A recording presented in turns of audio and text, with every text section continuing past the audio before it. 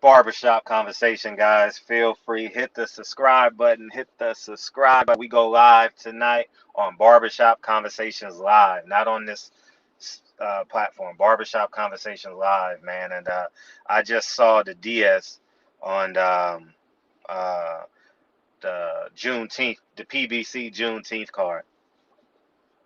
It's a whole bunch of hogwash, and everyone. I don't understand why, man. This looks like like Telemundo. It's more like the Rio Grande Classic or some shit like that. You know what I mean? What is this? Like Mexico City versus New Mexico? I don't understand it, man. Everyone always advocating for representation, and then we get some shit like this. This is bullshit. Like I'm not watching the card. No, I'm not watching it. I'm not watching. I'm gonna watch Inoue. I'm gonna watch Inoue because I think it's disrespectful. I think Charlo's fighting a nobody. It's really a waste of an opponent. Um, I think it's distasteful. I think the Charlo should have advocated for black fighters being on the card. I think Al Heyman should have put black fighters on the card. At the end of the day, this is deplorable. Uh, 6 fighters on the DS on Juneteenth, and one of them is black. Y'all make it make sense, And it's not competitive fights that I don't even know who's on. I don't care who's on. I'm not watching it. You know what I mean? I'm gonna watch. He's Japanese. Perfect.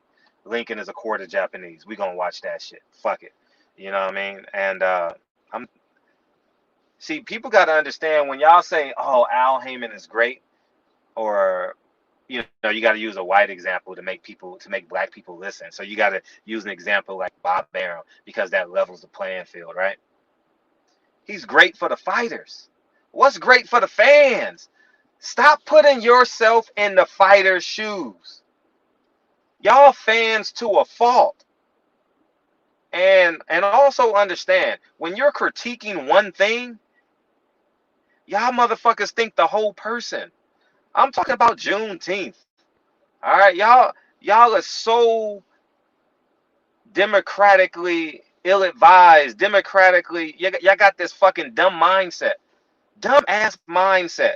We can talk about Juneteenth as a standalone conversation. It's deplorable. It's disgusting. Okay? If I wanted to go to a card like this, I would go to Cinco de Mayo. I would go watch Canelo fight. What's the difference between this card and the Canelo card? Nothing except Canelo. And I don't know, man. I just had to respond to this, man, and every fans always want what the fighter wants. No, fans should want what the fans want, and sometimes it coincides. Not all the time. Okay?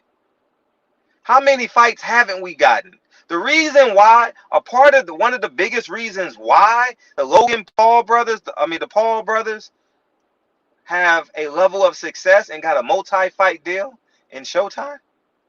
Why? Because fighters won't fight the big fights. Y'all marinate and marinate. Next thing you know, you got 2 losses and millions of dollars gone, and now you wondering why the fans don't like you. Fans are so retarded that they say, oh, this promoter is great. That manager is great. That fighter is great. Forgetting what they ultimately want, right? BFTB, the best fight the best. Simple. It's really simple. And when you fight the best, guess what the fans gonna say? Man, take a fight off, man. Go fight go fight that guy over there. I'm still gonna support you. These fights are far and in between. Black dollars don't get no respect, and black fans won't stand up as a fan base and demand excellence. But y'all go ahead and do what y'all want to do and keep on voting Democrat.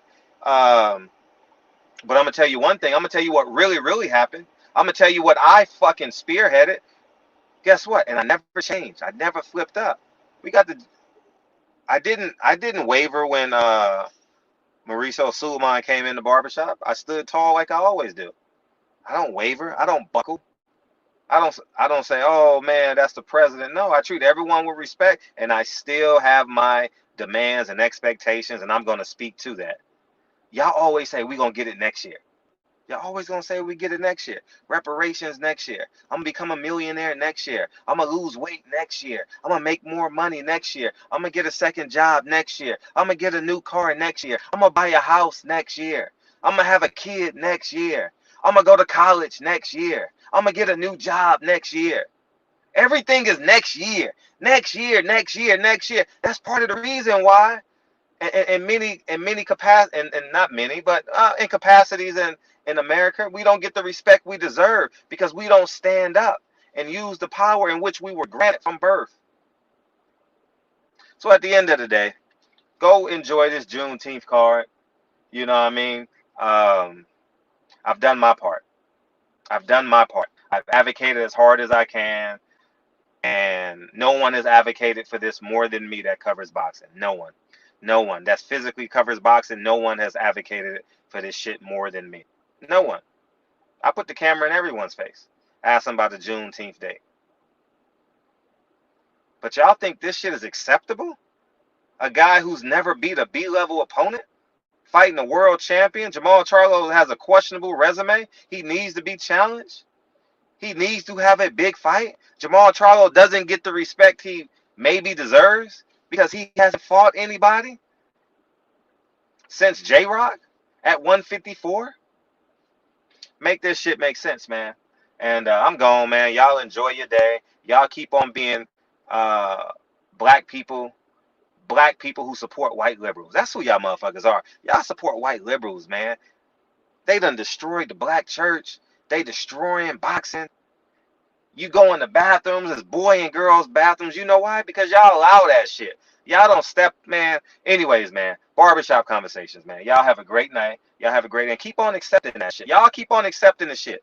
You know what I mean? Keep on, keep on, keep on, keep on. Everything on your life gonna be late. Peace, man.